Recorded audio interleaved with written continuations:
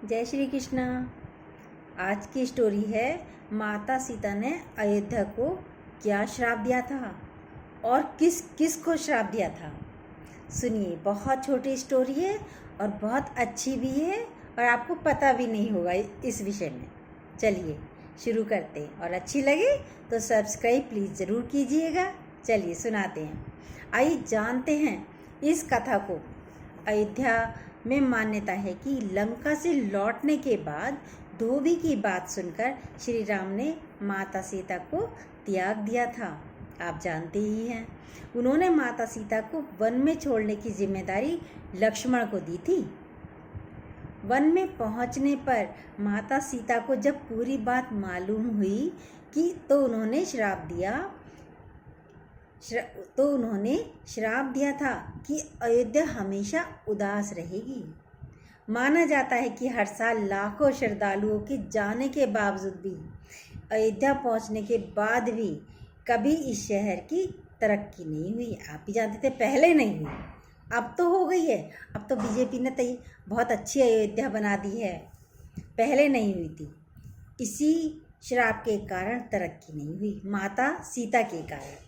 जब सीता माता को अयोध्या के लोगों की इस हरकत के बारे में पता चला तो वे क्रोध में भर गई।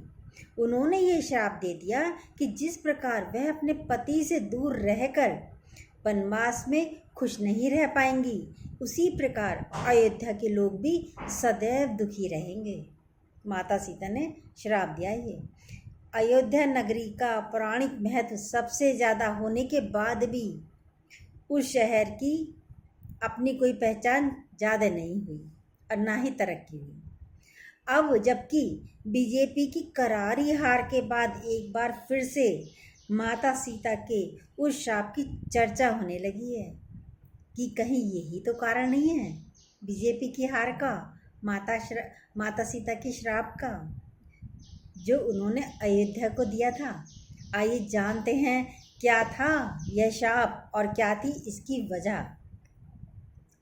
अयोध्या में बीजेपी को मिली करारी शिकस्त के बाद अयोध्या के लोगों को, पूरा देश अयोध्यावासी को कोस रहा था। आप सभी जानते हैं, अभी ज़्यादा दिनों की बात नहीं है, कोई अयोध्या के लोगों को विश्वासघाती बोल रहा है और कोई गद्दार बोल रहा है। इतनी सुंदर अयोध्या बनाकर दी मोदी जी ने, योगी जी ने, इन सब की मेहनत ही खराब कर दी अयोध्या वासियों ने। अयोध्या में हनुमानगढ़ी के संत राजू दास ने भी अपने शहर के लोगों की कड़ी निंदा की है। अयोध्या में भगवान राम का मंदिर बनवाने के बाद बीजेपी को यहाँ हार जाना चर्चा का विषय है। इसी बीच हम आपको ले चलते हैं पौराणिक काल में और बताते हैं उस श्राप के बारे में जो माता सीता ने अयोध्या और यहाँ के लोगों को दिया था। श्राप तभी देता है कोई भी जब उसका मन बहुत दुखी होता है। कहा जाता है कि सीता माता के इसी श्राप के कारण अयोध्या नगरी की कभी भी तरक्की नहीं हुई। हमेशा ये शहर अभावों से जूझता रहा था। आज नहीं, आज बहुत अच्छा बन गया है, लेकिन और अच्छा हो सकता था यदि जीत होती तो। आइए जानते हैं भगवान राम जब रावण को हराकर पत्नी सीता को लेकर अयोध्या लौटे तो उनके साथ क्या हुआ, आखिर किस वजह से सीता माता ने श्राप दिया अयोध्या वासियों को। त्रेता युग के खत्म होने पर उजड़ने लगी अयोध्या। सुनिए, त्रेता युग के खत्म होने के बाद अयोध्या में अजीब सी वीरानी छाने लगी। चारों तरफ सन्नाटा छाने लगा था। वहाँ हमले होने लगे थे, मंदिर टूटने लगे थे। भगवान राम की जन्मस्थली होने के बावजूद भी इस स्थान को वह पहचान नहीं मिल पाई जो मिलनी चाहिए थी। अयोध्या की इस दुर्दशा को लोग सीता माता के श्राप से जोड़कर देखते हैं। आखिर क्यों दिया माता सीता ने अयोध्या को श्राप? वेदों और पुराणों में उस दौर का वर्णन विस्तार से किया गया है। जब भगवान राम सीता माता को रावण का वध करने के बाद वनवास से अयोध्या लौट आए थे। प्रभु राम के अयोध्या लौट आने पर एक तरफ घी के दिए जलाए जा रहे थे, तो दूसरी तरफ माता सीता को लेकर अयोध्या में खुसर फुसर हो रही थी कि वह पराये मर्द के साथ रहकर आई है।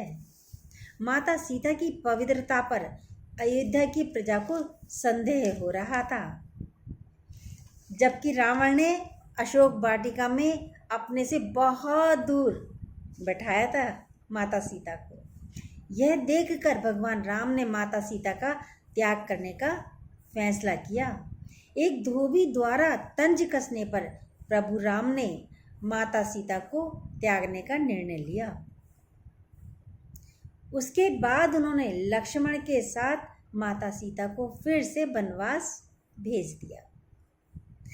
जब सीता माता को अयोध्या के लोगों की इस हरकत का पता चला तो वे बहुत क्रोध में भर गईं। उन्होंने ये शाप दिया कि जिस प्रकार अपने पति से दूर रहकर वह वनवास में खुश नहीं रह पाएंगी, उसी प्रकार अयोध्या के लोग भी सदैव दरिद्र रहेंगे, दुखी रहेंगे। कहते हैं माता सीता के शाप का ही प्रभाव था कि राम के आखिरी वंशज बृहद्वल की मृत्यु हो गई थी और उसके बाद अयोध्या नगरी हमेशा वीरान ही रही। अब जब अयोध्या के लोगों ने वहाँ राम मंदिर बनवाने वाली बीजेपी को भी नकार दिया, तो एक बार फिर अयोध्या के अस्तित्व पर सवाल उठाया जाने लगा कि क्या अब भी यह शहर माता सीता के शाप का दंश झेल रहा है। इतनी मेहनत, इतनी सुंदरता लाने के बाद भी, इतना करने के बाद भी बीजेपी का हारना, सबको यही लगता है ना, अभी भी माता सीता का श्राप है इस शहर पर। भूख से व्याकुल दशरथ ने सीता के हाथों ले लिया पिंडदान। कैसे? सुनिए। वाल्मीकि रामायण में वर्णित घटना के अनुसार वनवास के दौरान भगवान राम, लक्ष्मण, माता सीता पितृपक्ष में श्राद्ध करने के लिए बिहार के गया पहुँचे। वहाँ महाब्राह्मण ने राम और लक्ष्मण को श्राद्ध कर्म करने के लिए आवश्यक सामग्री जुटाने के लिए कहा।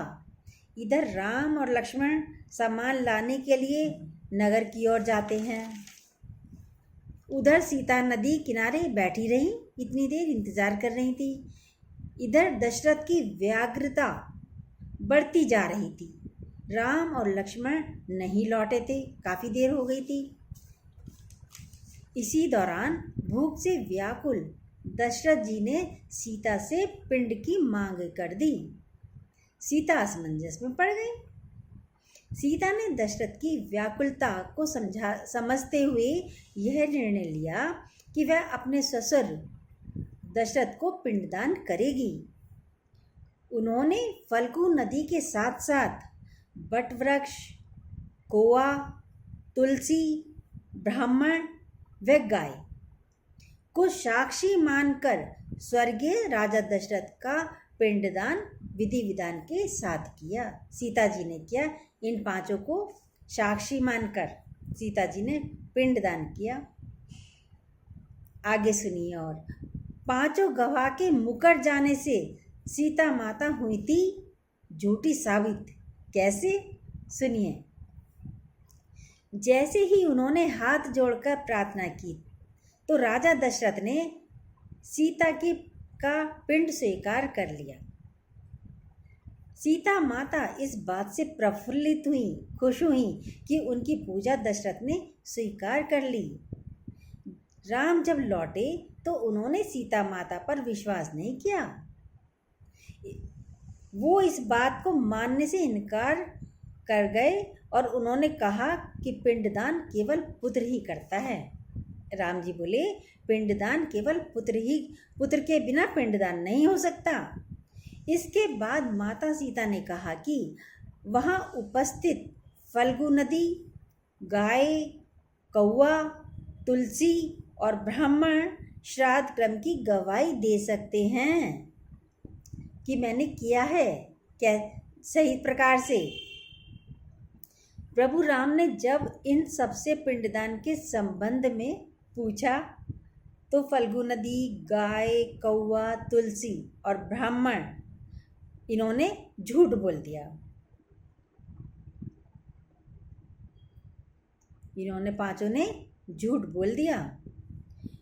सबने एक स्वर में गवाही दी कि सीता ने कोई पिंडदान नहीं किया, कि सीता माता ने कोई पिंडदान नहीं किया। लेकिन वट वृक्ष ने सत्य का साथ दिया। उसने राम से कहा कि सीता ने सबको साक्षी मानकर विधि पूर्वक राजा दशरथ का पिंडदान किया है। इन्हें मिला था श्राप। किसको? सुनिए। पांचों साक्षी के झूठ बोलने पर माता सीता ने क्रोधित होकर उन्हें आजीवन श्राप दे दिया। इन्हें आजीवन श्राप दिया। किस किस को दिया? सुनिए। फल्गु नदी को श्राप दिया कि वह सिर्फ नाम की नदी रहेगी, उसमें पानी नहीं रहेगा। इसी कारण फल्गु नदी में आज भी फल्गु नदी सूखी है, पानी नहीं है।